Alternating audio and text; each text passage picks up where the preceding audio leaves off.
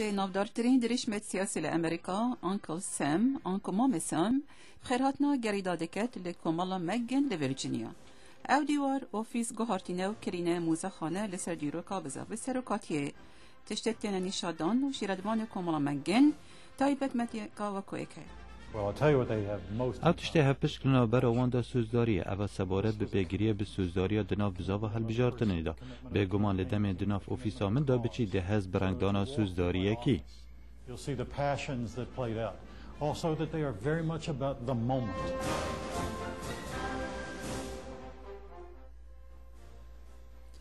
هندک جاران هبونا ناوک نافدار تنه بس بو ورگرتنا دنگا اوه دیاریه که اوشی دسماله که بر بجار سروکاتی ودرو ولسن دابو پشتاوانت خو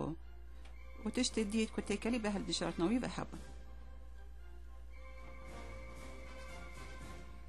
هندک آمان جی هنه که ایکشوان یا جیمز گارفیلدیه که پشتی چند هیوه کابوی سروک که دو ماهی کری ده سال 1881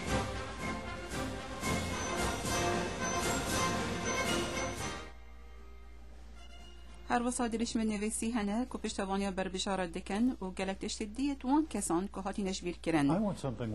من تشتک دوید که هک جیروک لگل دابت من تشتت هنج روژا دسپیکا کار سروکی پیا جبریکانیا هل بجارتنه نسر کفتی از دخوازم رنگدانا بر فرهبونا سیاست امریکی دیار بکم تشت من هی نبیرو بوچون منن از ناخوازم بیرو بوچون حزبی در برم از دخوازم آلین جدال سیاست امریکا لبری نها هرچند خراب بود دیار بکم من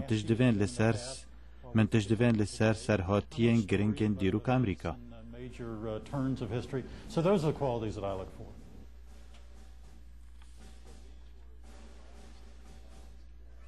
اف صندوق دنگدانه با هل بشارتن سال 1940 هاد با کار اینان